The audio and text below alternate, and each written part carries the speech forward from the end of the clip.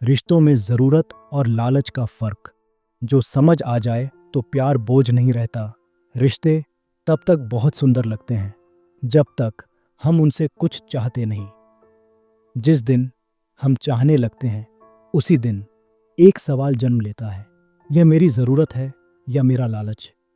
अक्सर हम इस सवाल से भागते रहते हैं क्योंकि इसका जवाब हमें खुद से ईमानदार होने को मजबूर करता है। अगर आपने कभी यह महसूस किया है कि मैं इतना दे रहा हूँ फिर भी मुझे खाली क्यों लग रहा है, तो यह कहानी आपके लिए है। एक सच्चाई से शुरुआत करते हैं। हर रिश्ता ज़रूरत से शुरू होता है। कोई गलत बात नहीं है। हमें साथ चाहिए, समझ चाहिए, सहारा चाहिए। लेकिन हर रिश्ता लालच पर ख़त्म होता है जब ज़रूरत अपेक्षा बन जाती है और अपेक्षा हक। चलिए एक कहानी से समझते हैं। कविता और अमित दोनों एक दूसरे से बहुत प्यार करते थे। कविता अमित के साथ खुद को सुरक्षित महसूस करती थी। अमित कविता के साथ खुद को ज़रूरी महसूस करता था। सब कुछ ठीक था जब तक कविता ने यह सोचना शुरू नहीं किया, अगर वह मुझसे प्यार करता है तो वह मेरे लिए हमेशा उपलब्ध रहेगा। और अमित ने यह सोचना शुरू नहीं किया, अगर मैं उसके लिए इतना कर रहा हूँ तो वह मुझसे कभी सवाल नहीं करेगी। यहीं से ज़रूरत लालच की तरफ छल पड़ी। सबसे पहले ज़रूरत क्या होती है? ज़रूरत वह है जो आपको जिंदा रखे, भावनात्मक रूप से। सम्मान, सुरक्षा, सुनना, समझना। ज़रूरत कभी किसी की आज़ादी नहीं छीनती, वह सिर्फ मौजूदगी मांगती है। और लालच क्या होता है? लालच वह है जो आपको काबू में रखना चाहे। अगर तुम मुझसे प्यार करते हो तो तुम ऐसा ही करोगे, अगर तुम मेरे हो तो तुम बदल जाओगे। लालच हमेशा डर से पैदा होता है, डर खोने का, डर अकेले रह जाने का। मनोविज्ञान का पहला नियम। ज़रूरत जुड़ाव चाहती है, लालच नियंत्रण। जब आप किसी से ज़रूरत में जुड़ते हैं तो आप कहते हैं मुझे तुम्हारे साथ अच्छा लगता है, लेकिन जब आप लालच में जुड़ते हैं तो आप कहते हैं तुम ऐसे ही रहोगे जैसा मैं चाहता हूँ।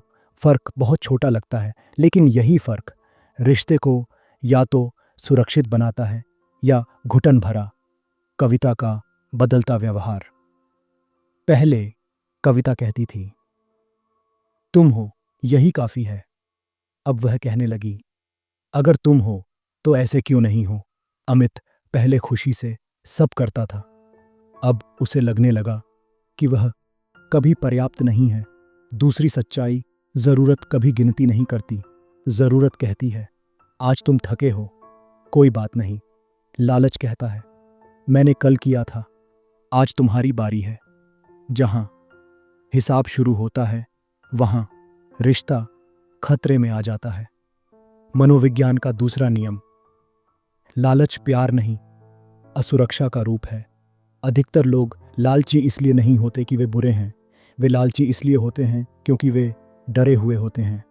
डर कि सामने वाला छोड़ देगा, डर कि मैं अकेला रह जाऊंगा। और यही डर रिश्ते में जकड़न पैदा करता है। एक छोटा सा सवाल खुद से पूछिए, क्या आप कभी ये सोचते हैं अगर वह ऐसा नहीं करेगा तो इसका मतलब वह मुझे प्यार नहीं करता?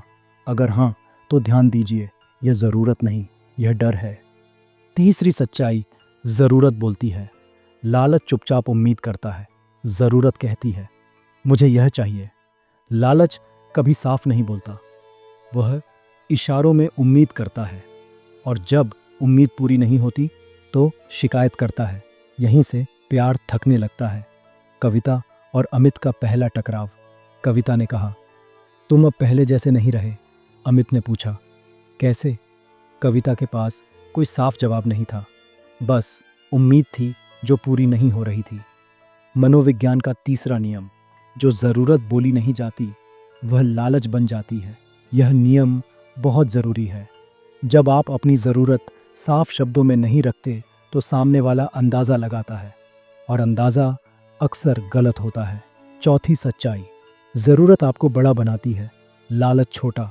ज़रूरत आपको यह सिखाती है कि आप दो लोगों के बीच संतुलन बना सकें। लालच आपको यह सिखाता है कि आप सिर्फ खुद के बारे में सोचें, और रिश्ता जहां सिर्फ एक की दुनिया बन जाए वहां दूसरा घुटने लगता है। सबसे बड़ी सीख, रिश्ते ज़रूरत से मजबूत होते हैं लेकिन लालच से टूटते हैं। ज़रूरत आपको जोड़ती है, लालच आपको पकड़ने की कोशिश करता है, और प्यार कभी पकड़ा नहीं जाता, उसे महसूस किया जाता है।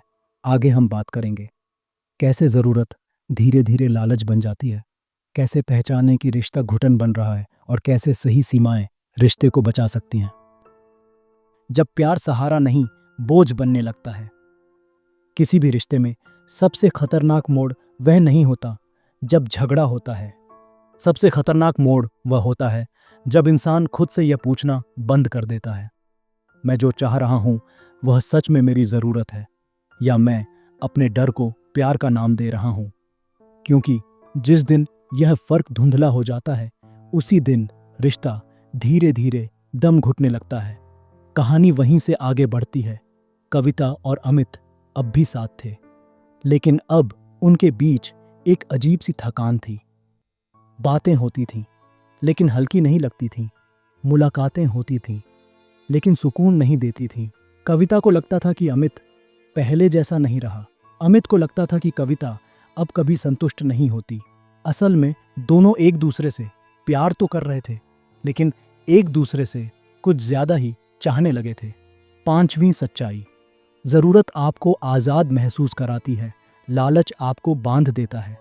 जब आप किसी रिश्ते में जरूरत के साथ होते हैं तो आप खुद को खोते नहीं। आप जानते हैं कि आप अकेले भी पूरे हैं, और साथ में और बेहतर। लेकिन जब लालच आ जाता है तो रिश्ता आपकी पहचान बन जाता है। अब अगर वह इंसान आपकी उम्मीद पर खरा नहीं उतरता तो आपको लगता है कि आप खुद ही टूट रहे हैं। मनोविज्ञान का चौथा नियम, लालच अक्सर भावनात्मक निर्भरता से पैदा होता है। जब इंसान अपने अंदर की खाली जगह खुद नहीं भर पाता तो वह दूसरे से बहुत ज्यादा मांगने लगता है। ध्यान, समय, पुष्टि, और यह मांग धीरे धीरे हक बन जाती है।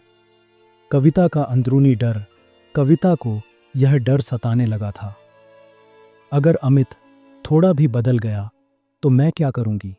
अगर वह मुझसे दूर हो गया तो मेरी जिंदगी का क्या मतलब रह जाएगा? यह डर प्यार नहीं था, यह खुद को खो देने का डर था। लेकिन अक्सर हम इस डर को प्यार समझ लेते हैं। छठी सच्चाई, लालच हमेशा तुलना से बढ़ता है। कविता अब तुलना करने लगी थी। उसकी सहेली का पति ऐसा करता है, वह ऐसा क्यों नहीं करता?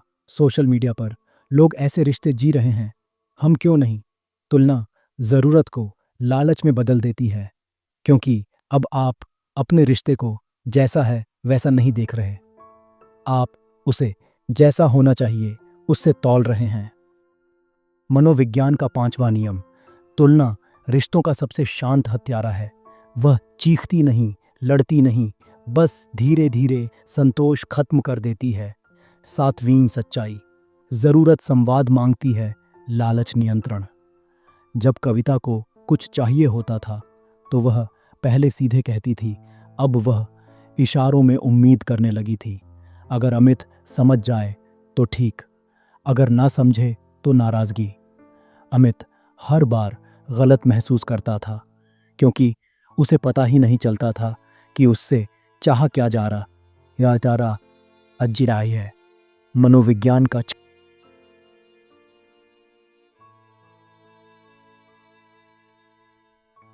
अमित हर बार गलत महसूस करता था, क्योंकि उसे पता ही नहीं चलता था कि उससे चाहा क्या जा रहा है।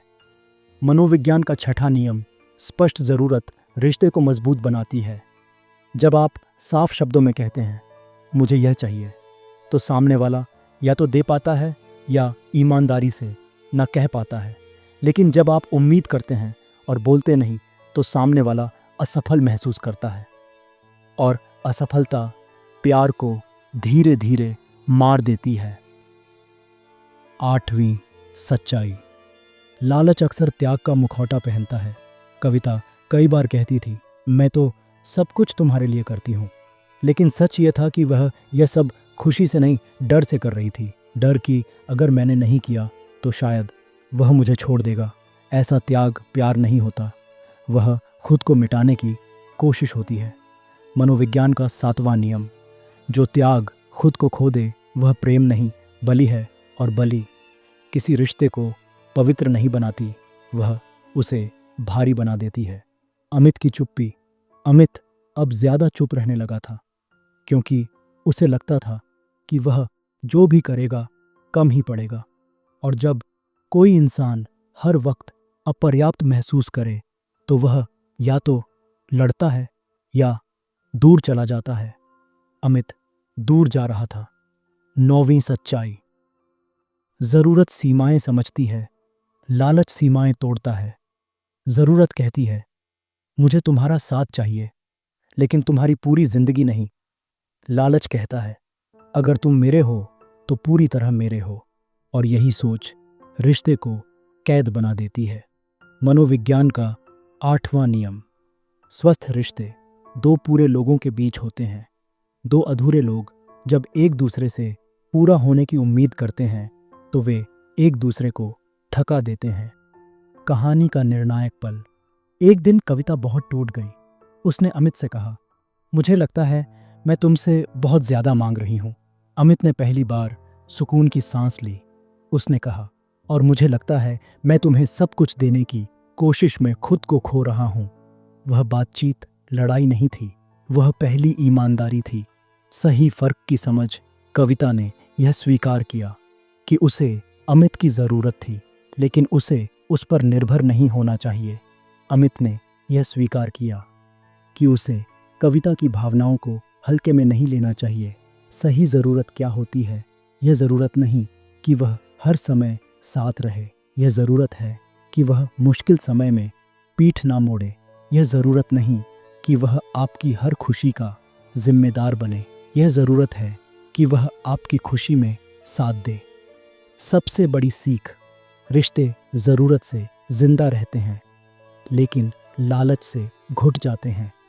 ज़रूरत आपको जोड़ती है, लालच आपको पकड़ने की कोशिश करता है, और प्यार कभी पकड़ा नहीं जाता, उसे समझा जाता है।